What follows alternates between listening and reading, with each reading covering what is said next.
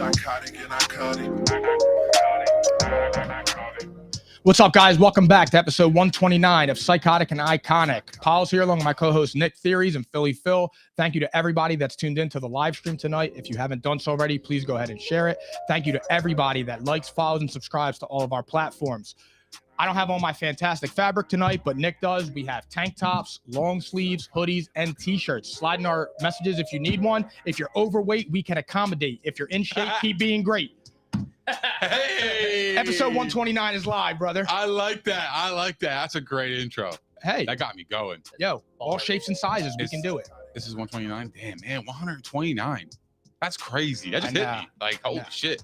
We out here. When I was typing it up today, I was laughing when I put it. We out here. 129. Well, I remember doing straight episode 100 and thinking that was crazy. That's crazy, man. And now we got 71 more until 200, which is even crazier. But you know how it rocks. So, how about my bet last night? Yeah, that's it's funny, but it's not funny. And it's funny. I was just telling Phil this. If you're into sports gambling, everybody's been there. Losing by half a point or a half a yard. And I was telling him, I'm like, Nick sends me a text right before I fell asleep, and it was Van Jefferson. He's at 32 yards. And he's like, all right, I got that one. I got the touchdown from A.J. Dillon. I just need, I think it was I need Aaron Jones over 20 and a half. And he got yards. that. And he got it right before the half. So it's like halftime, 32 yards. That's like easy. You I'm need like, one catch. Oh, he just needs a catch or a screen pass or something. Yeah. Just give him the ball. For Next thing Christ's I sake. know, I wake up to a text message of Nick ready to commit. Having a meltdown over here because he lost by half yard. And I just look at it and I'm like, damn. I was so mad. You have no idea how mad I was. But everybody that's gambled has been there. So for everybody listening, I had Aaron Jones over 20 and a half receiving yards. Check. A.J. Dillon, anytime touchdown scorer. Check. Green Bay Packers -1.5. I did the alternate line. Check. Van Jefferson, his over-under was 32 and a half receiving yards.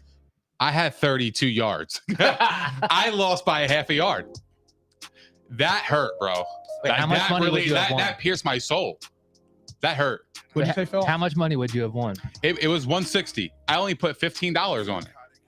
I mean, but $160, bro. Yeah, hell yeah. Yeah, when you're why that not? close. Yeah, like, why yo, not? when you're that close, like, yo, that's like somebody just like kicking you in the balls with a cleat. I told you this Like that ass, yo. when Peter was on our show 2 weeks ago or last week, whenever it was. I said that's why I don't bet $10 and stuff like that, because I don't want to stress out to win $150. Because if that was me last night, I would have been doing the same thing. Well, it's Christmas time. Yeah, I gotta recoup. I know. I'm the same way. Out here, fam. I'm the same way. What you talking But about? I'd rather aim high and miss high, because if I lose like bro, $150, $160, bro. That's to me. That's significant. yeah. That's Anybody else that that could be chump change. That's cool, but for me, I would appreciate $160. Well, anybody would right now. I mean, it's like That's what I'm saying. I know. I think it's $145 for a carton of eggs right now. Bro, I was pissed, yo. I was so mad, fam. Oh my god, that ruined my night. Yeah, shit happens though. Other than that, it was great to see Baker shit the bed and lose, take a L. Yeah, you know what's crazy? No, I'm gonna be fair though with that. I think he played all right. Okay, I was just gonna say. I think he played all right. Yeah, it's weird because last night when he threw that touchdown pass, he now has one more touchdown pass than Mac Jones. That's crazy, right? Did you know that? It is. Mac Jones is struggling. I saw he made a couple. And you know what's crazy? I don't even want to beat up on Mac Jones. We're gonna get to him in a little bit. Yeah, I don't want to beat up on him. I will save that. So we're gonna start off tonight, guys, with the Eagles beating the Bears 25-20. So Jalen Hurts, 3 rushing touchdowns, no passing touchdowns. Any concern for that? No, I mean it's one game. I mean it's windy as hell in Chicago. Chicago's not an easy place to play in. I just, everybody has that game. He's still an MVP candidate. He still scored on he had 3 rushing touchdowns. So that's still pretty significant to me. So he was still a factor in the game. He's still an X factor, and he threw some dimes in there that not many quarterbacks can throw in the leagues. That one to AJ Brown, Devontae Smith, yeah. And it's funny, and they're right in the breadbasket, and it's in some tough conditions. So for me, I'm not worried about the 0 touchdown passes. What would concern me is the interceptions, 2 picks. So because when you play a good team in the playoffs, that's going to be tough to overcome, because turnover battles in the playoffs you usually win. Yeah. So that would be my only concern. But other than that, were you nervous at any point in the game that they were going to lose? Not really, because to me, I kept saying this. I was actually I stopped at my dad's for a little bit, and Psychotic we and were iconic. we were talking about it, and I'm like, they need to learn to win games like that because you're not going to blow every team out. I agree. So like games like that help. That's where you build character. That's where you get into pressure situations. Mhm. That's where you learn what you're made of. That's where you can learn and grow and shit like that. So I was like, again, I'm encouraged by that when you can win a tough, gritty game. I know another team that we're going to talk about shortly that can't win tough, gritty games. No, that's a great point. And and not many people think about that angle, but I definitely do. I'm like, I kind of share the same brain as you do when we talk about the games and everything, and You're how smart. we analyze and how we, can see, different things and different angles. And that one to me is definitely one I totally agree with. Yeah, I mean, like you need to learn how to play in close games, the pressure situations. Like that's going to come up eventually. So when you're prepared for it, then I think you're more equipped to go farther in the playoffs because those situations will happen down the line when you play good teams, especially like San Fran, Dallas down the road in the playoffs, possibly. I mean, who knows? But I ain't sweating Dallas. I'm just saying, any opponent, and it's not going to be an easy path. The playoffs never really are, but the Eagles are still clear the best team in the NFL. To me, it's not even a question. So. My thing is too is like 13-1. The passes that he threw to AJ Brown, Devontae Smith and stuff. I tweeted this yesterday.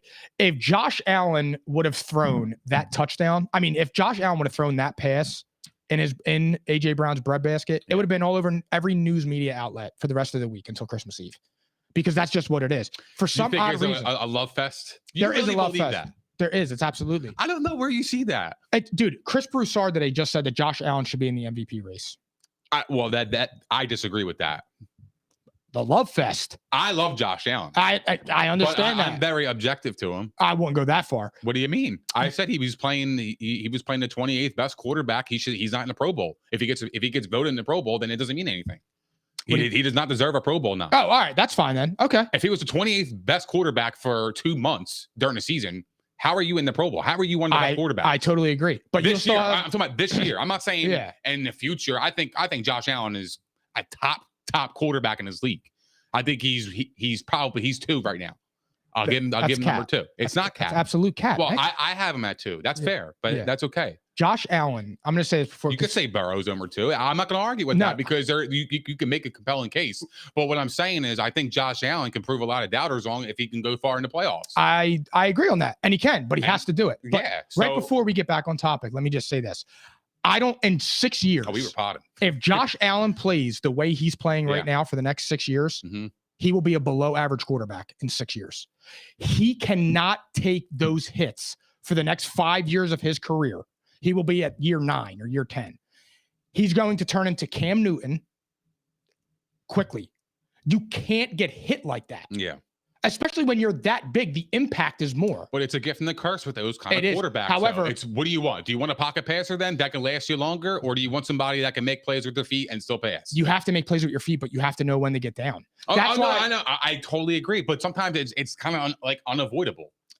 Yes and no. It's the heat of the moment, bro. You're playing football. No, bro. and I got you. But look, it happened to Michael Vick. It's going to happen to Lamar. The same reason you hate Lamar is what I'm telling you. That's why I said Josh Allen and Lamar are very, very similar quarterbacks. I don't hate Lamar. But you don't think that he's in that realm, and that's fine. But I'm saying the style of quarterback, Josh Allen has a way stronger arm, and I'm with you on that. But his style of quarterback play, his body will break down. You can't sustain those impactful hits from linebackers and defensive linemen. He is the entire offense.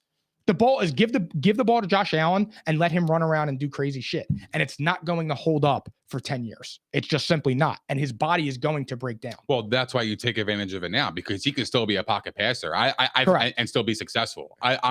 That's how He just can't. He just has to cut down on the turnovers. Yeah, and that's fine. I think he can still be a pocket passer and still be successful if even when his legs go. Yeah. So for me, I you might as well use them now. Yeah. Because as you get older, you're not going to be like that. So you might as well use the freshness that you have now.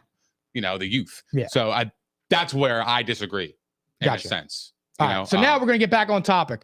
Jalen Hurts injures his shoulder. What does that mean for you going forward? Because it don't mean much to me. No, I mean, I think he's going to play Saturday. Well, the Eagles, you just need one win to lock up the number 1 seed. So if he can rest, then who cares? The problem with that is the rust. I don't know if one game would really be No. Because if you're talking about a sprained shoulder, you're probably looking at 2 weeks, right? And then by the time that happens, the season's already like almost over. You're looking at week 17, 18, 18, right? The last game of the season. What do? You're going to bench him again? So then what happens? Yeah. I'm not a fan of sitting. And then you get a bye. Yeah. And then you don't play again until the next week. So in reality, that's like a month off. That would concern me. I'm not a fan of sitting because of the rust. I agree. I just don't. I don't like it. Like if you have the first round bye and all that shit locked up, if you want to sit the second half of a game, I'm cool with that. But you have to get out there. You have to get run. You have to get tackled and stuff. And it is what it is. That sucks to say that, but it is what it is. You have to play because I've seen it too many times. I agree. You got to play. Like even if you don't play the whole game, I'm okay with that. And not for nothing, even if he misses against the Cowboys, he should still be the MVP. Just don't take dumb hits. If a guy's coming at you, throw the ball away. Get down. Just don't just be careful as much as you can. But the problem is when you try to be careful, that's when you actually get hurt. Yeah, because you're tiptoeing around shit instead of just playing the game. Correct. But Shane Steichen needs to not call 500 designed runs for him. Let him just throw the ball. Not everything has to be a run. You know what I mean? Like he ran a lot against that defense. He was getting beat up the whole day. So, I mean, and even if he, again, to reiterate myself. Well, the Eagles weren't running the football, which was really confusing. No, they weren't running it with Miles Sanders. They were running it with Jalen Hurts. That's what I'm saying. Yeah. Which was really bizarre. And I'm trying to figure out why. Well, Nick Sirianni said that was on him. He just said that it was kind of like a blip in a sense. Like he just said that's on me. I mean, did any other coach like step up and say, hey, Nick, you know, let's run the ball with Miles. Yeah. Like we got to use our guys. The guy just went off last week against the Giants. He's been awesome this year, He's been playing really great. He's played great. Miles Scott. He's played really well. So I'm just really confused by his usage this game, especially when your quarterback is in tough conditions like that. It's cold as fuck out there. I know. You take a big hit in that cold. It was funny. I was saying that too. Bro. That shit hurts. Absolutely, it hurts. So, do you think that if he misses the game on Saturday, do you think on Saturday if he misses the game, he still should be the MVP? Yeah, I do too. Actually, it's one game. Who's been better than him? Yeah. Well, I was gonna say Mahomes, but because of his passing stats. Yeah, but it's funny. Look at the whole body. It's funny. Shady said this today. Who's got a better record? Shady said this today. It makes so much sense. When Mahomes won his MVP, were they saying it was because of Tyreek Hill? No. They were just saying that he played great. Exactly. Now, Jalen Hurts wants to win his MVP. They're saying, well, it's because of A.J. Brown. They're just finding reasons now. They're nitpicking. I don't understand it because he ran away with the award. Well, Tom Brady led the league last year in almost every single passing category. That's a great stat because I said that. He should have been MVP. Rodgers won. Yeah. So, yeah, if we're going by that measure, Jalen Hurts is the MVP. He has the stats and he has the record. Look at his team. His team is the number one team in the NFL. Yeah. They're the best record in the league. So, yeah, it would be Jalen Hurts. Yeah. Absolutely. I'm on the same I don't care if he sits this week. That should not be a detriment to his greatness for 15 weeks. That's not fair. I know. I agree. That's just like, where are you measuring at that point? Are you measuring, a guy's health? Come on. I know. And it's not like he didn't miss games all year. A game? It's maybe one game. But I don't I think he's still going to play. I think he's going to play too. I definitely do. All right, guys, moving on to our next. Psychotic and iconic. The Jaguars and OT beat them Cowboys. Them boys fuck it up again, 40-34. Dak throws 2 interceptions. That's exactly what they were. 2 interceptions, and the game loser pick 6 in overtime. Is this on coaching or is it on Dak? I don't think it's on Dak. I don't think Dak threw the pick, but the pass was right there. I mean, I'm not gonna point blame at Dak. This was not his fault. He's throwing a lot of interceptions though. He is, but that was a drop pass that flew in the air and the guy caught it. Good play. Like it was just a good play on the defense. That wasn't Dak's fault. The ball was there. That was just a drop. So I'm not going to blame Dak for that. So I know a lot of people are calling Dak out and stuff like that, and I get it, but like I'm just trying to be objective here. I'm not a Dak guy. I'm not a Dak fan. I'm not that I'm not a fan. I just don't like the Cowboys. But what I'm saying is like a lot of people are blaming him, and it's like, bro, did you watch the game? Well, that the just guy comes fucking dropped the ball. Like, what did you want him to do? Of course he's going to throw a pick. It doesn't matter who's throwing the ball. Mahomes could have threw that ball, and if the guy didn't catch it, it's getting picked into pick six. Will we still have the same energy? No, exactly. Mahomes So that's and not Allen fair. are exempt from that. Man, I'm here to defend the fucking people, bro. Like that's what I just feel like with Dak now, when you're the quarterback of the Cowboys, everything gets over exaggerated. And I'm a Dak fan. I like Dak. I like his story and all that. the I've said cow that pukes. multiple I agree. times. But I don't think it's like I would say it's 85% on coaching and 15% on Dak. What are you doing throwing a 40-yard pass to Noah Brown on 3rd and 10 instead of running the ball and making the Jaguars use their final timeout? Well, Dak didn't give up 40 points. No, I understand that. And partially it goes to the defense too. 34. But I'm saying that's a dumb play call. But okay. That's a dumb play call. Yeah, absolutely. You throw a 40-yard bomb, and it wasn't even catchable, the ball, to Noah Brown, your 3rd wide receiver, on 3rd and 10, and now you give the Jaguars the timeout they need to be able to get the field goal to tie the game and send it to overtime. Yeah. That's just dumb shit. And that's what I'm saying with Mike McCarthy. They're always out-coached. He was going for the kill. Because like my thing is, That's stupid. But if he completes that, we're having a different conversation. No, you're not. Wow, that was a great play. That was an awesome play. Wow, the Cowboys can, they can actually finish games. It would be a different conversation. I don't think so. I think it would be that they got lucky, but I think that the same thing should still be driven home. It's a dumb play call. Like we said it with John Harbaugh when he was going for 2 last year all the times. And I say it about Brandon Staley for the Chargers. You have to do risk and reward. I get it. Sometimes in the heat of the moment. Yeah. But you also have to know when to let your head take over your heart. Like you have to know better. You can't do that in that situation. You're talking about situational football. That's exactly what it is. And that's the problem with Mike McCarthy. Undisciplined and situational football, like the Buccaneers. Stupid shit. Yeah. And that stuff ruins it. And it just did for them. And now the game that could have been where they controlled their own destiny. I mean, and if they played Gardner Minshew, they could have won out and won the division. Well, they were up 27-10.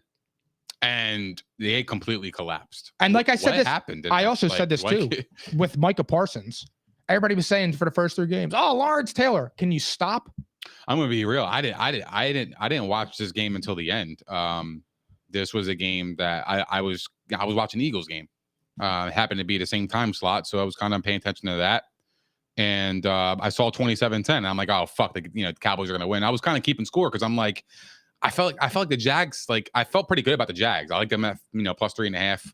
I like them to cover. So I told you I had him on a money line. Yeah, you did. That was a great call. Yeah, that was a beautiful call. You did call that last pod. I said the Eagles would win because they have an adult at quarterback and an adult at head coach. And I felt like they were able to keep the main thing on the Bears. And I felt like you had the whole fucking team on Dallas talking about Eagles week, Jalen Hurts' MVP status. They were overlooking the Jaguars. And that's not smart because Trevor Lawrence is leading like every statistical category over the last month or two. He's been unbelievable. Over the last 3 games. 14 touchdowns and 1 interception. 11 touchdowns, 1 interception. 14-1 now. He's 14? Because he had 3 on Sunday. Maybe the last 4 then. It's crazy. That's amazing stats. But I totally agree. I just think it's a collapse by the Cowboys. I mean, they gave up. They got gashed in the second half. I mean, it was 27-10.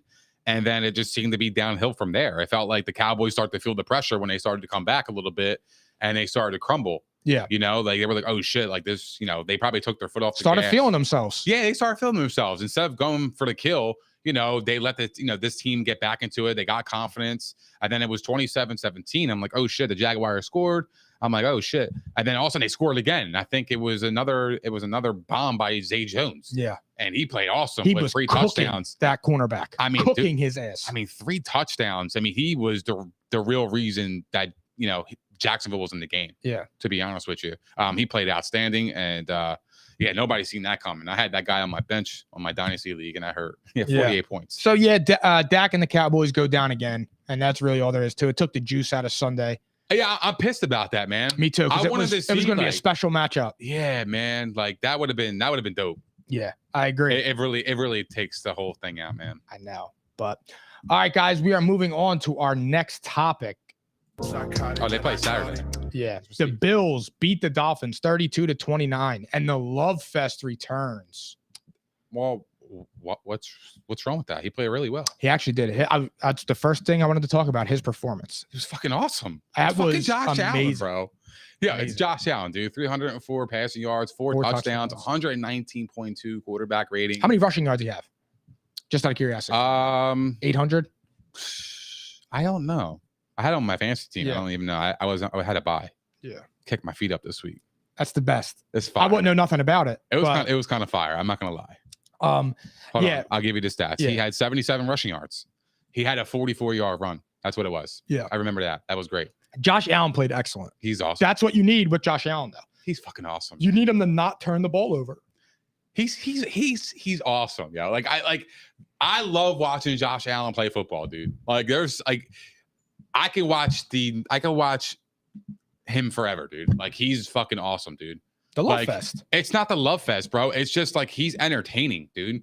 Like, he could just make miraculous. Like, he can make plays, man. Like, he's a football great. player. Like, it's weird because, like, you look at him and you don't expect him to hurdle over people and run like that. He's an animal. That's what makes me kind of like taken back. I'm like, I look at him, he's in the pocket, kind of bulky, fucking. He has a rocket arm. He's built like Ben Roethlisberger. Yeah, and then he takes off and he's like, he's a running back. Yeah, he's hurdling over people, juking, getting the first down. He looks like Ron Dane. He knows where the chains are. He's just like, he's awesome, dude. He's like the total package, bro. Like, it's crazy. The one thing I will say, you're though, right, dude, the love fest, bro. I love Josh Allen, bro. Like, I think he's a great player, man. I think the Bills are so lucky to have him, dude. Absolutely, yeah. Like, he's a franchise changer. He's amazing, man. I just like with me too. The problem is he can't be their best running back. They need to establish the run game, and I don't understand it because Devin Singletary is good. Yeah, I don't. He's the weirdest player. I can never gauge him. I don't get it. I thought this game would be a Devin Singletary type of game. You know, it was cold weather, it was snowing. I thought they were just going to hammer him. You know what I mean? Yeah. But they're not built for those games. They rely on Josh Allen a lot. And he's the entire. If they go as he goes, and his downfall is that he makes stupid plays at the wrong time. And eventually, when you have that on you so much, and you're always in the play and making the plays, eventually you're gonna fuck up. Yeah, it's just human nature. Yeah. So but he's done it at the worst times, unfortunately. So I'm really excited to watch them in the playoffs this year. Do you think they're about to go on a run? I think so, man. I'm rooting for Josh Allen, man. Like, I like the kid. I want him to win a Super Bowl. That's outside of Brady. That's the guy I want, and Jalen Hurts. That is the guy. He's my third. I'm Burrow and Hurts. Yeah, I would put Hurts number one. Brady, I have 7. That's cool. Pause. 7. Yeah, pause. Whoa. And then 3 would be Josh Allen. But yeah, no, absolutely. Yeah, like, he's fucking fantastic, dude. Like, what did you think? Because you hate it. No, I don't, bro. I'm objective. No, because when he does bad, you make it loud. Absolutely. Because but why don't you do that for Mahomes? I do. When Mahomes threw 3 interceptions, you didn't get this loud. I talked about it. I said the same thing. I said that it needs to stop, that he's the MVP. That should be a detriment to him. No, but there's no love fest for Mahomes. Well, he's done it. Or do you think he's earned it? He's earned it. He's been so that's your thing. Yeah, you have to earn it. So if Josh Allen fucks around, win the Super Bowl, and everybody loves him, and you ain't gonna say nothing? I'll stop. No, because he proved to me that he could win it. But other than that, he's a regular degular. All right. Not like that. Not like trash like that. I'm just saying, like, he's a quarterback that hasn't accomplished anything. You got to win an MVP. You got to win a Super Bowl. His 5th year. He's young. Yeah. I'm not he's saying 26 years old. He's younger than us. I know. It's crazy when I look at that. I know. It's crazy. He's 4 years younger than us. And my man he's 5 years younger than me. He's hurdling over people, bro. Like, that's not normal. I know, dude. But that's the love fest, bro. I know it is. And that's what I'm saying. I just want him to earn it before. I just want him to earn it before he gets there. Because when he throws a pass and it's a good one, you hear about it everywhere. But when he plays bad, there's only a select few like me that will actually be okay enough to say, like, damn, he's playing really fucking bad. Everybody that's watching right now, where do you rank Josh Allen in the NFL? Everyone's going to say 1 or 2. And that's what I'm talking about. I want to know in the comments right now what you guys think. I have him at number 2. Pauls has him at what? 5? Wait, this season? No, just in general. Like, just in general, I have him at top 5. Definitely not 2. Him and Burrow. Burrow and Mahomes are clear cut better than him, in my opinion. All right. But then after that, I would probably put him at 3. I can't really think of anyone. I mean, talent for talent, you can make the argument Herbert. But like I said, that's a different discussion for a different day because Herbert's got to win games. Well, he's got to win. Yeah, well, he's got to win. He's got to win games. We're talking about Josh Allen winning championships. Yeah. Justin Herbert He's needs gotta to go to learn the to win playoffs, games. Correct. at least. That's what I'm saying. But that's why you don't see the love fest with me with Herbert. I call out the same people on that. I did it on TikTok. You got to win games at some point. Do you think the Bills are going to the AFC Championship game? It depends Like, on what's their ceiling for you? The AFC Championship game. That's their ceiling? I don't think they can get to the Super Bowl, dude. Why? What's a team that could beat them? The Bengals can beat them. I think the Bengals are better than them. I disagree, but go ahead. Yeah, I think the Bengals are the best team in the AFC. And then after that, the reason I would put the Chiefs above them is because I would trust Andy Reid and I would trust Patrick Mahomes before him. But I think that Buffalo as a unit is better than the Chiefs. I don't think as a unit they're better than the Bengals. The Bengals to me are the best team in the AFC, clear. You know what's so funny is that we're saying this now, but I can guarantee you there's going to be another sleeper team along the lines here in the AFC. Yeah, I mean, and you know who I think that is? Who? I was very impressed by the Dolphins. I know they lost. But for a Florida team, a Miami team to go into Buffalo in the snow and hang in there and lose by a last-second field goal, I'm confident as fuck in the playoffs. What bro. did Tua prove to you? Because he proved a lot to me. He proved a lot to me. He proved to me that everybody needs to stop questioning him. He could play. The kid could play. He's a quarterback. Flat out. He's a quarterback. He played really, really well. And he gets and this is where I freak out because But they'll say, well, they have Tyreek Hill and Jalen Waddle. I don't give a fuck. That's what the narrative would be, though. Yeah, you need good players. Did Josh Allen do anything before Diggs got there? No. So yeah, I guess that. But I'm just saying, and I'm not knocking him there. I'm just simply saying that you need to have good players around you. Your quarterback pops when you get a wide receiver. The only one that hasn't popped is Justin Herbert. He's popped statistically. He hasn't popped winning. He's got weapons, but his weapons are always hurt. It's weird. I can't even explain that situation. But for me, Tua needs to get his respect. And I've been saying it for a while now. It's ridiculous. It's ridiculous, dude. Tua can play football. And to go up there, like you said, in a snowstorm, and you only lost by 3. Yeah. You were 7.5-point dogs. Yeah. I don't understand what people watch. And QB wins isn't a stat. Like when they say that, like, isn't the point of the fucking game to win it? Mm-hmm. What do you mean it's not a stat? Yes, it is. Yeah. No, so I totally agree. For me with the Dolphins are sneaky. They are very, very good. I don't know what I was thinking 2 weeks ago when I said the Patriots would finish with a better record. I was on something. I don't know. Yo, I'm embarrassed by that. Yo, I think Miami is that weird team though. They could. It's just because they're like one of those teams that like they play like they have nothing to lose. Well, they have good leadership. I like that. And Mike McDaniel, I love their coach. Mike McDaniel's relationship with Tua is vital to their success. Yeah, because it helps you when somebody believes in you, and it's like real love. Like you could tell, like they love each other. Dude. They care about each other, and that shit goes a long way, dude. But I feel like he helps him out in terms of like the pregame, right? Like he'll joke with Tua, before the game. But that's just to like loosen him up and then just get him comfortable and just relax. Yeah, you know what I mean? Laugh, and just be you. Yeah, that I think that's the message he's trying to send. Because when you're authentic, everything comes out of you. Yeah. That's what it's about. It's about going out there and having fun and playing for the love of the game, not just for your the love of your teammates too. Yeah, because like you said, you're out there with your brothers. Why you're going to war, getting hit hard and shit like that. That's why you build those relationships. You have to play like that, right? I totally agree. That's why when you see like Jalen Hurts saying that he bought the offensive lineman the Louis bags for traveling, he bought it for the practice squad, he bought it for the reserves. Why? Because you all play a part. It's a big family. That's what that is about. That's what those locker rooms are about. That's why when you see when players win championships, what do? They cry. Mm-hmm. Steph Curry won his championship last year. He's hysterical crying. That's what it's all about. That's what sports are. Well, you work all year round, right? Yeah. Like you sacrifice family time to go train. You hone in on your craft. Yeah, exactly. Like you travel to go, practice with other, like your teammates somewhere, or you just link up. You spend all your time with them. Yeah, because that's who you're going to go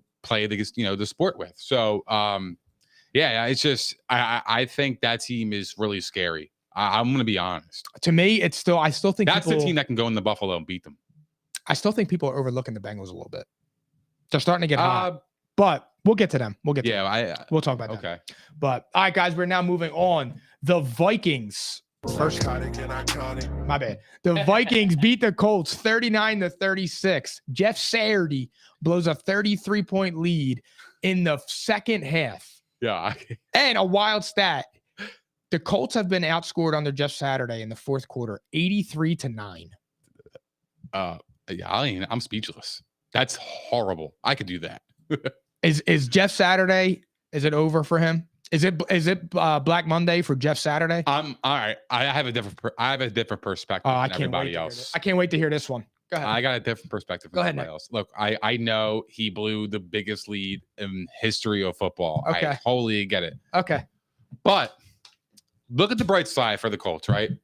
What bright side? Just can I talk? Go ahead. Is that okay? Go ahead.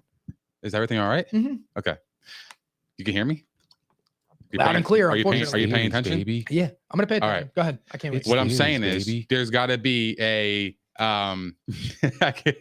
there's got to be the bright spot is you were up 33 points on a 10-3 team. The worst 10-3 team according to you. And that's fine. Yeah, to me, they're nothing impressive, dude, to be honest with you. The comeback was awesome, and that's impressive in itself. I mean, that's cool, but you play the Colts. Mm-hmm. So if you came back against the Chiefs like that, all right, well then I'll tip my cap. But you played the Colts. Mm-hmm. Even I'm not gonna take away from 33 points is a lot. It's the biggest in history. I can't argue that. But what I'm saying is the bright spot for the Colts is, they were up 33-0. If they could put together two halves, the Colts can be a decent team. Like they can. Like they'll be competitive. They'll be competitive. If they can play like that first half they played right there, that was the best first half they've ever played. You know what? The Colts, they scored 33 points, bro. I think it was two. It was a pick six and a fumble return. I'm talking about the Colts team in general, offense, defense, and special teams. I'm not talking about just their offense. I'm talking about the collective unit. They played their best half of football. Their special teams means something different for special. Well, I get it. But what I'm saying is that's a bright spot, bro. That is a positive that I would take if I was the Colts. But you blew a 33-point lead. So that is a huge negative. But what I'm saying is if they could string along a little bit of what they did in the first half, in the second half, they would have won that football game. Honestly, they would have. You're fucking amazing. You're unbelievable. That's a positive thing. If I was a player and you were Nick Saturday and you came in there and you told me about we should grow off of the 33-point lead that we have after it's 39-36 at the end of regulation or at the end of overtime or whatever it was, I would walk out of the locker room. What are you gonna say? Oh my God, we fucking suck. We just fucking implode. I would walk in there. You gotta like give them some like courage, bro. You're a head coach. You lead men. I would be pissed off. I'd be ripping everybody, but look, if we could just play how we did the first half and we put it in the second half, now like we could beat teams. That team was 10-3. We could hang with anybody. That's the message that he would probably say. No, that's a smart message. That's not like out of line or crazy shit. That's fucking smart. No. That's communicating with your team. They're like, calm everybody down. I know we just blew the biggest lead in NFL history. I can't believe you're doing this. But we gotta pump the brakes, Let's come back to earth, bro. Like next week we play another game. We gotta erase it, bro. They had a 33-point lead, and Matt Ryan threw for 182 yards. Like I don't understand. Like I'm saying, the entire team played well in that first half. Mm-hmm. They were great. Okay. Would you disagree? I mean, they were good. They were all right. What do you mean they're all right, bro? They were up 33-0. Nick, that's called luck. And the second half is called bad coaching. Luck? Yeah. You blew Nick, it was 33-0. You don't think there's any luck involved in blowing a 33-point lead? No, because one team insane, is significantly better. That's insane. No, it's poor coaching. The guy's never been a head coach. Bro, there is definitely luck involved when you blow a 33-point lead. Like they just started gashing. There was luck involved with 28-3, bro. Like that's just what it is, dude. You need luck. I understand. Some calls go your way, some calls don't. That's true. No, to me, Stephon Gilmore hit. That's not a flag. I'm with you. I know. Okay, I know. Yeah, I know he lunged at him, but he didn't hit him in the head. He hit him right in the fucking ball. The ball was on his chest. He hit the ball. He was probably going for the ball. I don't think he was headhunting for him. No. He ain't that kind of like Stephon Gilmore is not that kind of player to go headhunting like that. He does not do that. No, Nick, I understand that, but I don't understand how you find a positive in blowing a 33-point lead. Like to me, there's nothing you take away from the that. positive is we performed well the first 30 minutes. if we could just I'm with you translate on that that. for the second half, we could beat anybody. That would be the message that he would send to this team. And he would, and they would believe him because they're like, yeah, we were fucking busting their ass 33-0 at half. And what happened? I'm with you, but that's my point, dude. I don't understand. But they will not recover from that the rest of the year. You have to give courage, though. In the worst moments, you have to give courage. That's a head coach, yeah, a leader. I get that's that. What I'm saying. I'm with you. That's the message. That's what I'm saying. That's a positive for me because that would be like, all right, you're looking at it half empty. I'm looking at the glass half full. Yeah. Well, I mean, mine's. I don't understand how. There's nothing that I'm encouraged by that. They will not win a game the rest of the year from that collapse. Their season is done, and Jeff Saturday is done. Mentally, because there's not one man on that team that walked into that locker room with any positivity or wanted to hear anything positive. I know I wouldn't. Are you a competitor? I say it every day. Yeah, of life. I know that. So hey, if you blew that dude, there's no way you recover from that, dude. All right, let's just stay on this topic real quick. So they play the Chargers, the Giants, and Texans. Yeah, LLL. You think they're losing to the Texans? Absolutely. The Texans have been playing a little tough. That's what I'm saying. Yeah. And Lovie Smith, I think he's dog shit, but he's better than Jeff Saturday. Yeah, I agree. They're losing it. They're not going to recover from that. And now you have the burden of, on top of blowing that lead, now you have all the questions about Jeff Saturday. Those guys hear that. Those guys watch ESPN. They know the drill. Yeah, but what if they really fuck with Jeff Saturday and they're going to go to war for him? They could, but you can fuck with somebody and still be real and say like, okay, you're not the guy for the job. Let them beat the Chargers this week, bro. Oh my fucking God, dude. All right, we got to move on. Give me your thoughts on the Vikings because I can't do this anymore. What's your thoughts on the worst 10-3 team you've ever seen? Bro, that would be great. That'd be a great story. If they play like this in the playoffs, they're going to get bounced first round. 39 points in the second half? Yeah, but that's not going to happen against a good team. No. I'll put that on everything. They are not scoring 39 points against a good team. So you think they're scoring 39 points against the Eagles? The Eagles are the best team in the NFL. All right, I got you. But I'm talking about you're in the playoffs. You're gonna play a good team. You think it could score 39 points in the second half against the Giants? Let me ask you a question. Who's a better? How about the Commanders? Yeah. No, I don't think so. Let me ask you I think the Commanders can beat them. You're out of your mind. I am not. They lost by 3. I know that. Okay, they lost by a last. And it happens. It happens. I know it happens. They will bust their ass. I don't think so. But go ahead. Who's a better offense right now? The Vikings or the Jaguars? If you had to take one offense, I would go with the Vikings probably. Okay. What team just hung 40 on the Cowboys? The Jags. Exactly. Okay. So the Vikings, the better offense, can hang 40 on Dallas. The spot matters too, though. To a degree, yes. The spot matters. But I'm not gonna. But the that's Cowboys, situational. was it 27-10 at halftime? I think so. Yeah. So they let up 30 points. Yeah, in the second half. That's a collapse. So it's the same thing that the Colts did, except in the first half. Collapse. It's it's a collapse. One and that's the what same. I'm saying. That's what I'm saying. Like the Colts completely collapsed. Yeah. Just like the Cowboys did. So the Vikings didn't impress me. I just think the Colts. Everybody keeps sleeping on these Vikings. I am so slept on them. I know. I'm tucked under the covers. You got socks on? Nah, no socks. Okay. I don't wear socks when I go to bed. Okay, I don't either. I used to. I don't anymore though. No, I let my piggies out. You let your dogs eat? Yeah, I let my dogs eat. Stop sleeping on the Vikings. I told you. I've been saying this since March 22nd. It is documented on my Twitter at Mike Polidor. I've been saying this since March 22nd. Nuts, bro. This guy is crazy. No, I don't care what it's you Skull. Say. Bro, it's Skull. It's Skull. It's Skull. That's fucking insane. Skull. That's a thumbnail right there. That's a thumbnail. Oh, wait, hold on. There we go. Look at him. Skull. Yeah, smile for me. Wait, get lower in frame. Yeah, well, now you look like Skull. Now you look like a genie coming out of a fucking bottle. Skull. That's exactly what it is. I've been right about them all along. I've been saying it. Philly Phil in the building. The Vikings are the team that are going to surprise people in the playoffs in the NFC because every team is overlooking. I know they're going to be surprised they got bounced out the first round. Okay, we will say keep this too. Message this too because I'm going to document this shit too because I'm coming. Skull, he said, yo, they are the most slept on team in the NFC. Bro, if they would have lost this game, we ain't having this conversation. You'd be like, damn, they lost to the Colts. Yeah, and if my dick had a couple more inches, it'd be big. So I don't really know what to say on that. No, bro. That was a horrible performance in the first half. You're encouraged by that performance? Yeah, because it's not how you start, it's how you finish. I agree, but like that, if you play a good team, besides the Colts, a competent team, you are taking an L and you're getting embarrassed. I understand that, bro, That's but what I'm saying. it happens. You It fuck happens. around and play like this in the playoffs, bro. You're out of here. You're out of here. I know, but it's not going to happen. We learn from it. We move on. We learn from it and move on. You got me saying we to the Vikings. Yeah, who do you think they're going to play in the first round? The I'm Lions. sorry, who are they losing to? They're going to play the Lions. Oh my God. Oh my God. If they play the Lions, family, I am fucking here for it. No, you know what I'm sucks here on for that? it. You know what sucks on that?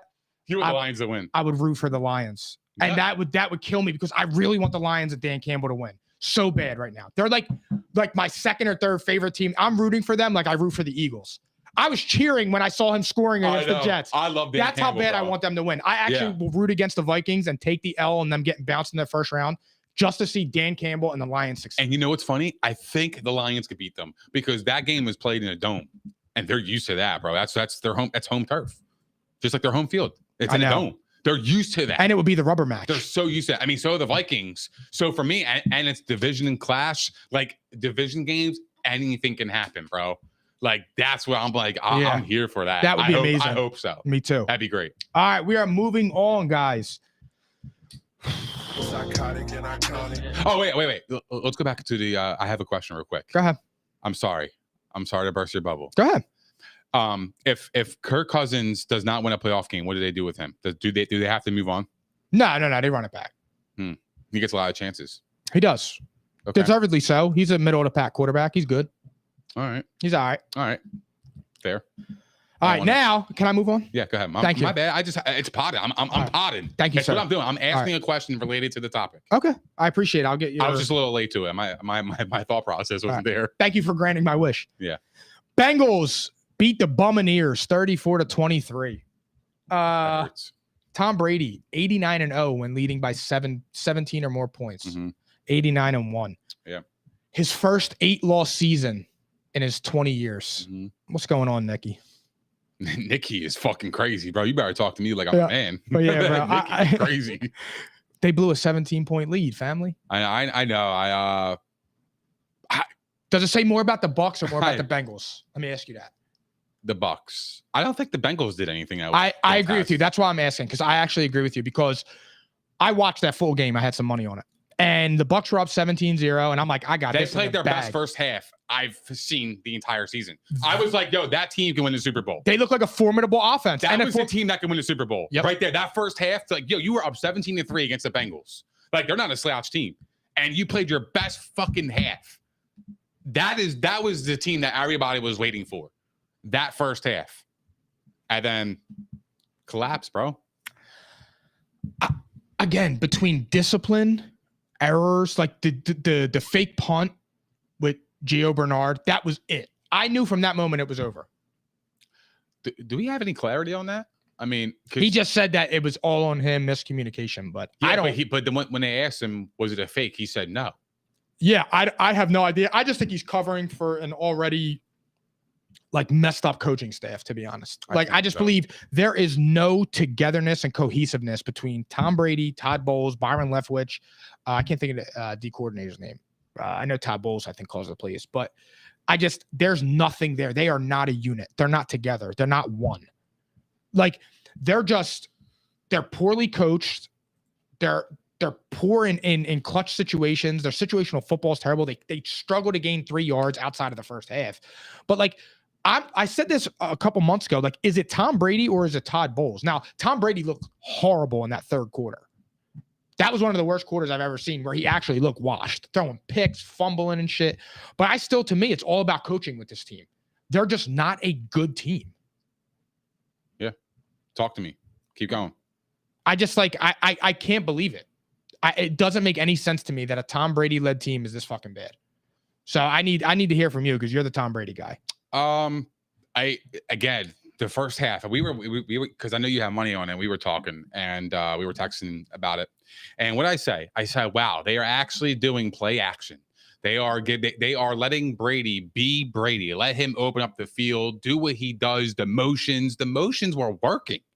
everything they did in the first half completely went away in the second half. I just, it's really inexplainable. Like, I don't even know. I was watching two different teams. They're bipolar. I was watching the 2020 Bucks in the first half, and then I was watching the 2022 Bucks in the second half. That's exactly what I was watching. Yeah. I'm dead serious, because that team in the first half was the team that everybody was, thinking that that's who they were going to be. That was the team. Like, it was just the Bucks ran 11 play action plays out of 40 in the first half against the Bengals. Tom Brady was 8 of 11 for 115 passing yards on these plays. They ran a total of 3 out of 30 offensive plays in the second half. 2 of 3, 21 yards. Explain that. Why are you getting away from things that fucking work? Why? You got Mike Evans involved. He was getting open. I don't understand. I know. Again, that's why it leads me to believe this has to be coaching, because it just doesn't make any sense. The offense is so like here or there. It's talented. They're full of talent. The problem is it's when you lose that. I mean, the offensive line it's hard, man. Like it's tough. They were getting after Brady in the second half. Well, he got hit 7 or 8 times in back-to-back games. I think 7 times the game before this against the Niners, and then 7 against the Bengals. He's an old ass man. He can't get hit like that. Yeah, that's what I'm saying. And it also goes down to too, like they're saying, like, oh, he's throwing the ball so quickly. Well, yeah, when you got 5 guys in your face, like Brady needs to get the ball out quick, dude. He can't get hit like that. But he's always done that. He's always gotten the ball out quick. He wants you to be at a certain spot. That's where he's going to put the ball. But he knows he's got the timing of the guys. Like, he's so used to that, bro. The other problem is, though, Nick, you got to understand, the guys are not getting on their spots too, because instead of it being 3 seconds, it's 2 seconds or 2.5, and he's got the guys in his face, so he can't even get through his reads. He can't progress through anything. Yeah, he just doesn't have that extra split second. But he lost his football game. This was 100% the blame goes to Brady. He played his worst game I've seen in a long time. That third quarter was horrendous. What? Did I stutter? Wow. Can we rewind the tape? Did I stutter? Damn. What's in that coffee? Humility? No, it's a buck. That's what it is. It's a buck, bro. What do you want me to say? Like, I'm being honest. Like, yo, you threw 2 picks, right? Yeah. That cost the team. That cost that guy. You can't turn the ball over. They're going to convert. A good team like Cincinnati, who's on the road, who needed a spark. You gave them 4 of them. You know what's crazy? You gave them 4 sparks. And it's just like the one that he fumbled, when he was getting sacked, that's his fault. He's got to protect the football. But again, like, he's getting hit back there. So he's got to be able to be a little bit better with that. But the handoff to Lenny, that was 100% Tom Brady. That is not a Fournette fumble. I know a lot of people were blaming Fournette, but again, people don't watch the full video. They just kind of go off a narrative, and I'm not here for that. Brady deserves 100% the blame. He lost his game for the Bucs. You know what's crazy? And you know what's funny? He would actually he'll admit that. He would admit that. He lost his game for them. And that's just what it is, man. And it's just one of those. I want to call it an anomaly, because I've never seen Tom Brady fumble a handoff. I don't think he's ever done that in his career. Here's the thing. When they went down 20, I believe it was 27-17. But they'll say that's father time. With about seven minutes left, I texted my brother and I said, I still wasn't that worried. I mean, I was, saying what the fuck 50 times, but I still was like, if there's one guy that can do it, it's him. And I'm thinking in my head, like, I'm going to have to hear Nick all Tuesday about how he's the best in the world. He's 45 years old, this, that, and the third. And I really did want him to win. He is the best. But that was just, what is, like, on the flip side of that, does this tell you anything about Joey B and the Bengals? No, they didn't do anything spectacular. I mean, they came back from 17 points. Their defense, I mean, yeah, you could definitely say their defense. Because here's the problem. If that was Tom Brady that came back, you would be crowning him. Yeah, no. I'm not knocking the comeback, but the game was giving on a silver platter to Bengals, bro. They got every single, like, even on special teams, the Bucs, like, the guy is running it out and he's literally inside the 10. Like, they're starting their drives inside the 10. That's not complimentary football, bro. You're putting your offense in a bad spot. Take the fucking knee. Get to 25 and then call it. But you're running it out and you're getting to the 9-yard line. Like, you're not helping out your offense either. Like, special teams has no juice. Special teams is horrible. They do. I actually think might they're the have worst in the league. Yeah, they're putting their offense in horrible situations. And when you are a struggling offense, you need to move the ball. You got to put them in a better situation. You got to know. Like that is that there's more to just Brady, you know what I mean? But like the team in general just played poorly. I thought their defense played fantastic. They did. The first half, second half, I think they just got a little bit tired. I actually don't. Because here's the thing, bro. When you're starting every drive from the 30-yard line, you're going to give up some points. Oh, absolutely. But I think they got a little gas towards the end. Yeah, absolutely. I mean, yeah, but they held them to field goals for the first, I think, two on the first two turnovers. The third quarter ate them alive. Yeah. I mean, they were on the field the entire third quarter because the Bucs literally couldn't keep the ball. And they couldn't stop the bleeding. It was like one after the other. And it's like, all right, dude, like this game's over now because you gave the Bengals all the momentum. You were up 17-3. You've been struggling all year. 17-0. It was 17-0 at halftime. Yeah. I'm talking about the half. Oh, okay. Like going into the third quarter. Oh, yeah. So it's like you were probably feeling yourself a little bit, but you haven't done shit. So I don't know. This Bucs team is just really weird, but they're just too inconsistent to trust. You know what? It's funny, dude, with Joe Burrow, and I know I love him, and I got the love fest for Joe, but see that break that he just got with this game? He just, dude, the shit bounces his way. Now I know he lost the Super Bowl, but like something about Burrow, dude. He's calm, he's poised. Like for him to win that game against Tom Brady, that's awesome, dude. Like I'm telling you, man, Joe Burrow is the real deal, dude. He is the most slept-on quarterback in the entire NFL. They got lucky though, and like you said, I'm going to tell you one play that sticks out of my head, Mike. Mm-hmm. Do you remember when they sacked Joe Burrow at the 50?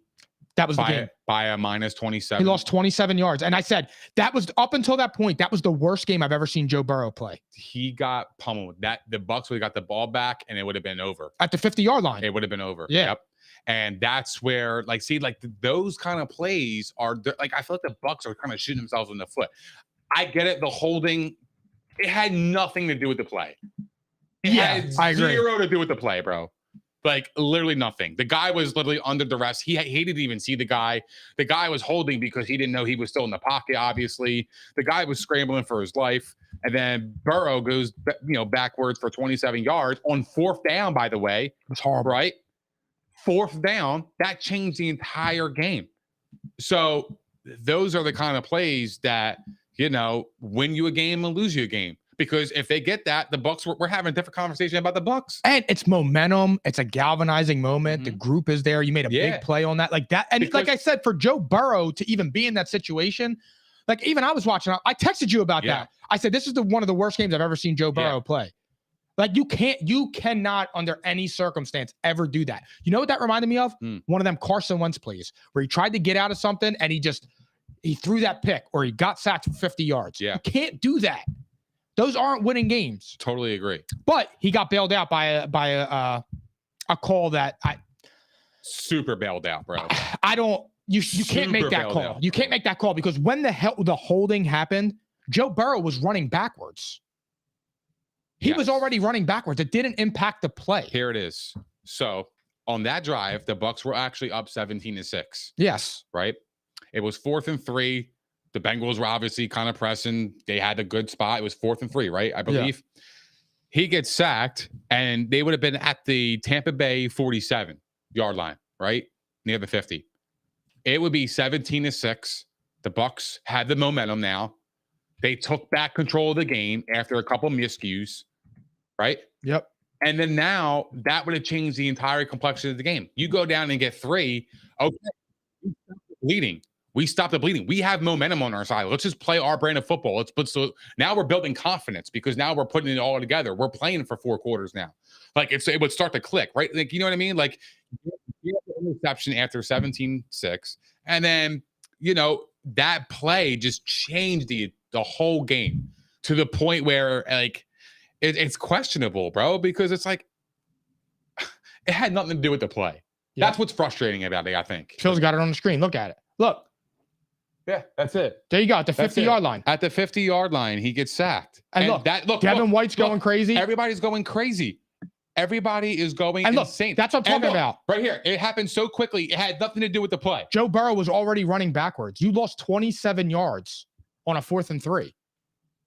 That's what I mean. Those plays, you cannot You cannot, under any circumstance, And it is 17-6. you Wow. cannot, under any circumstance, not capitalize How off much of that time moment. was left? 8 minutes left in the third quarter. Yep. I mean, if the Bucks go down and score a touchdown, you're looking at 24-6. 24-6. Even at Completely- 20-6. And your defense is playing well. Yeah. So you completely took their soul. Yeah. So that was complete.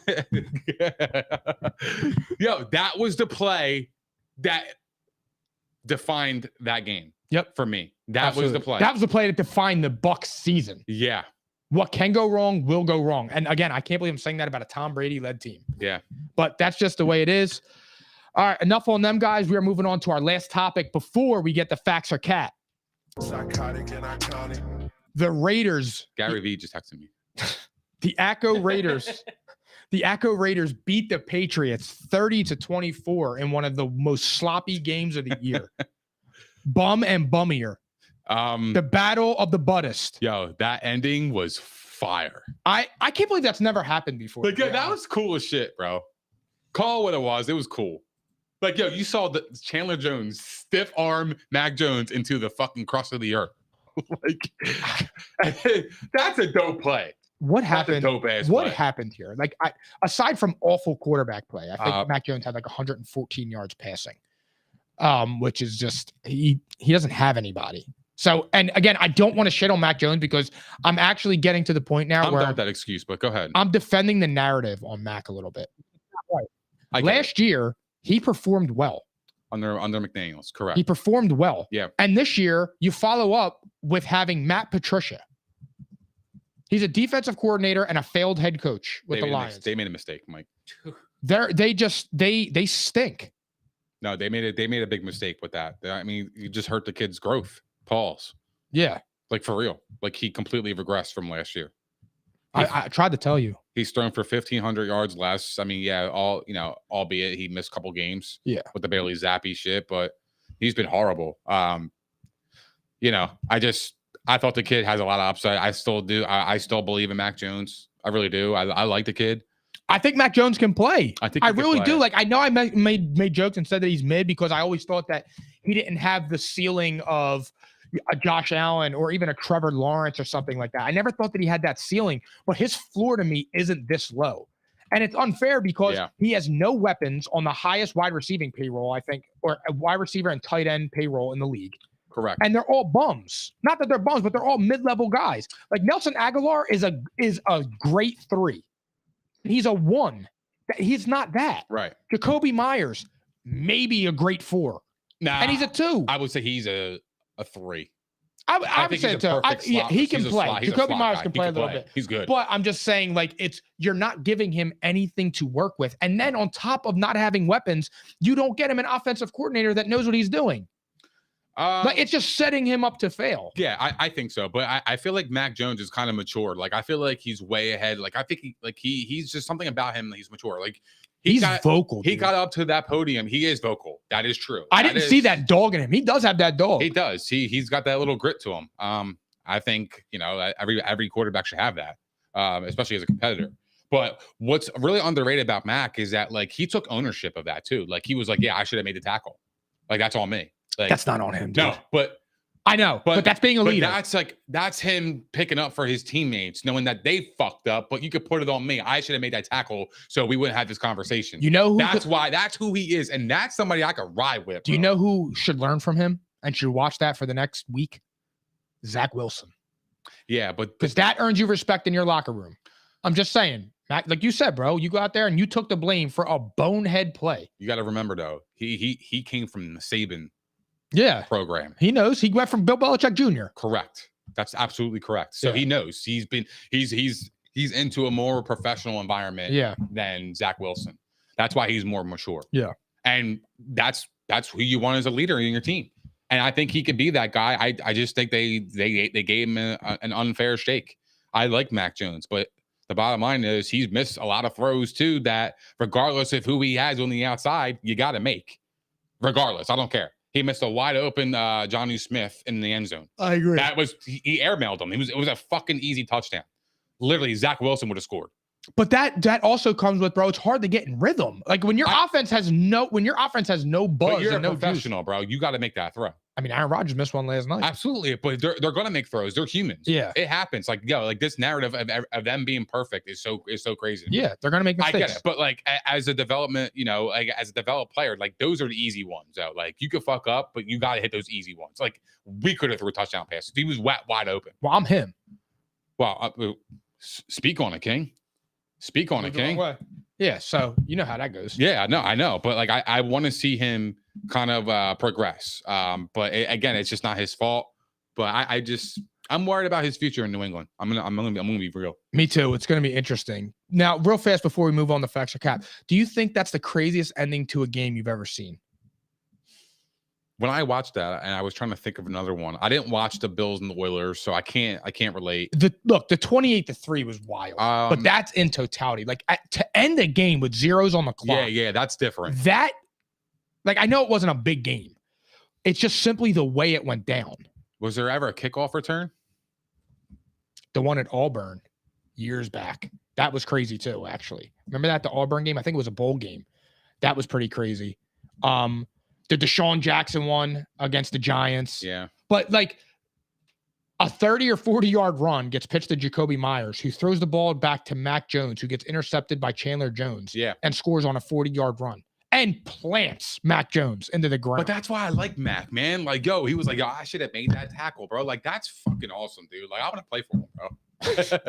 I'm a Mac guy. You want to be his center? No. Oh. No, I don't want his fingers in my ass, bro. All right. I'm good. All right, guys. We are moving on to our final topic. Facts or Cat? Psychotic and iconic. All right, Nick, number one. Dan Campbell's Lions make the playoffs. Facts. They went out. I agree. And they will I don't know if they can get to the they will get to the 6th seed, I think, because of the tie. Sincerely. Because the Giants would be 9-5-1. They're gonna beat the Vikings, and then they're gonna play Philly.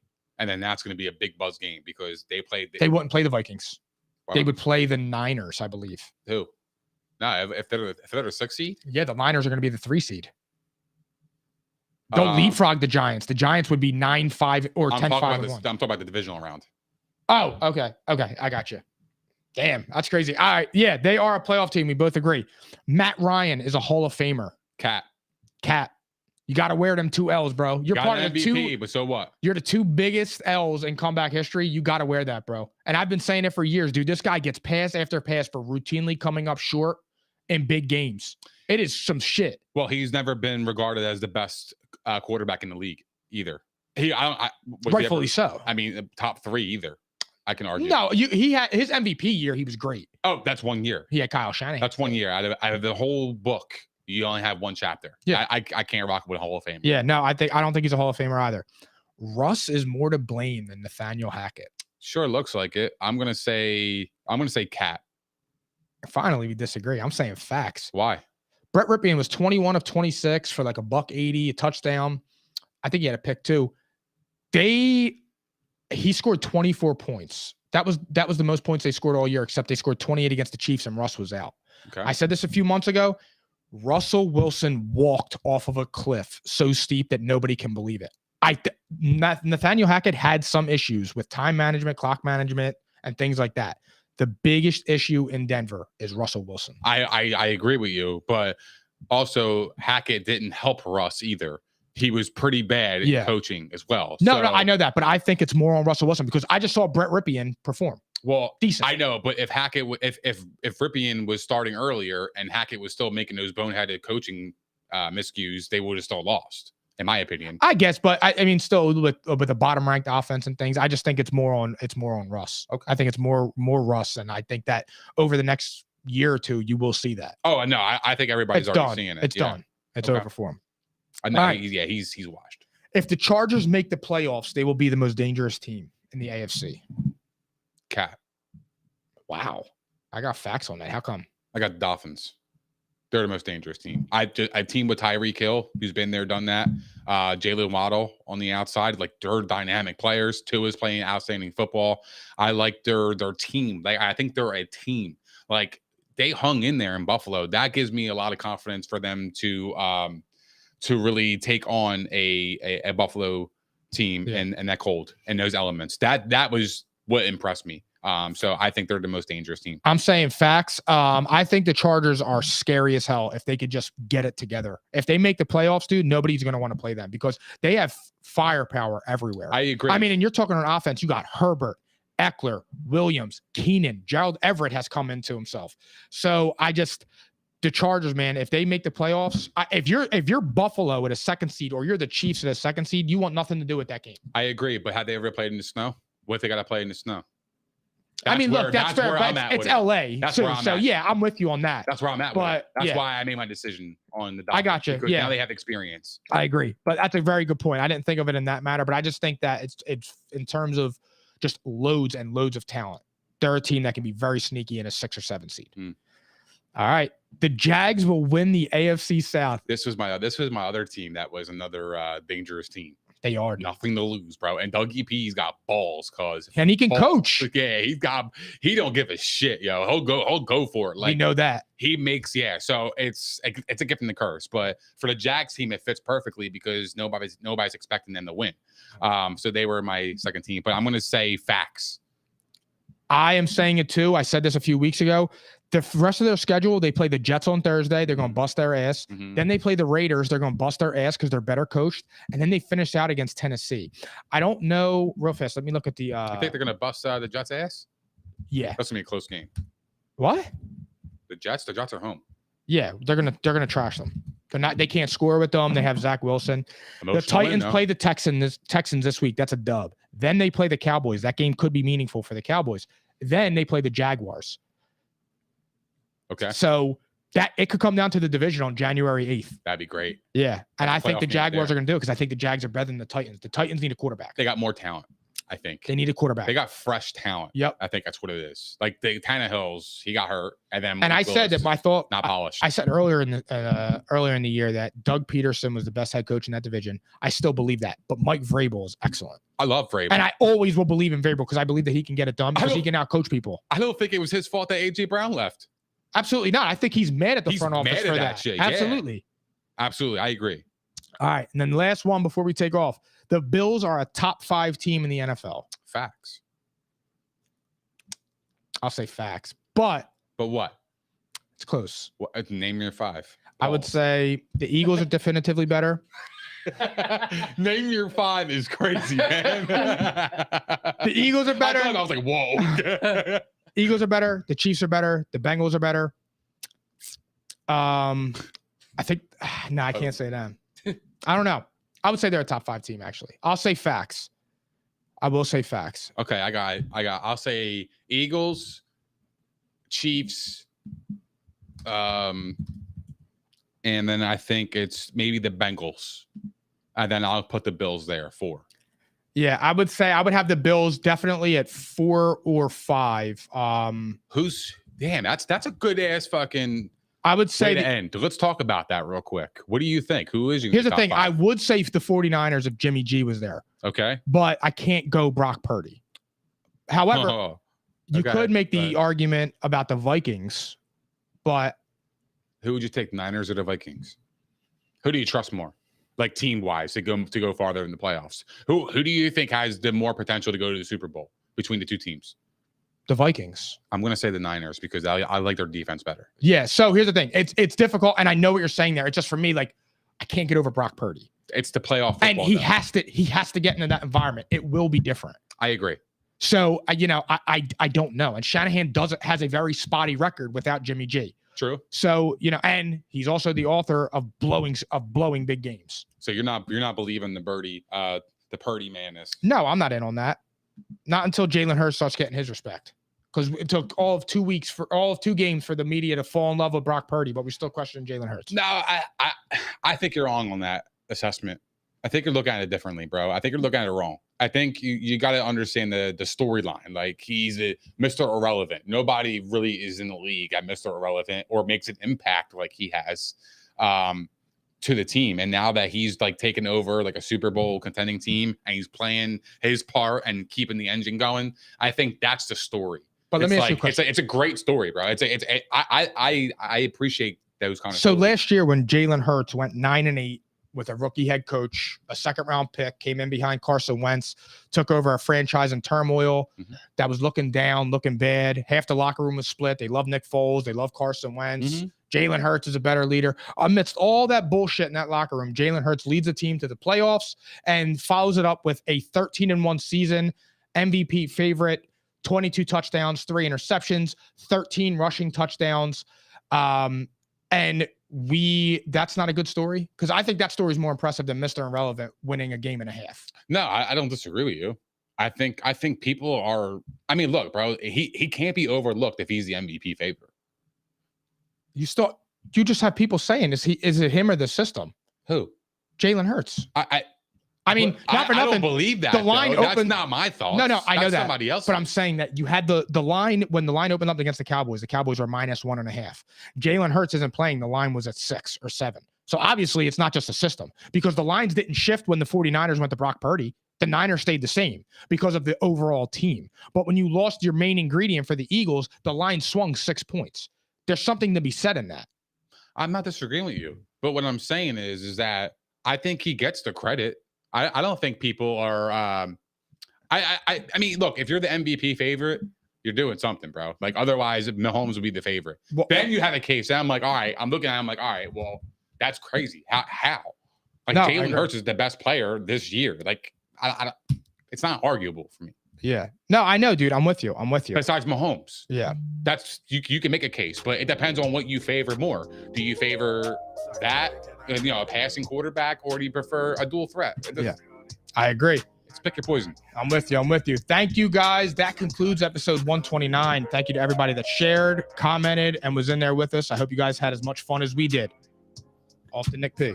Thank you guys for hanging out with us. We appreciate all the love, support, and the comments. If you guys haven't done so, please don't forget to like, subscribe, and hit the notification bell on YouTube. We are also available on Spotify, Apple Podcasts, Google Podcasts, iHeart, Megaphone, Stitcher, and all that other shit. Also, follow us on all of our social platforms, as you do not want to miss our daily content on Twitter, Facebook, Instagram, and TikTok. And we will see you guys this Thursday at P&I, baby. I forgot what day it was again. Jack Herrera.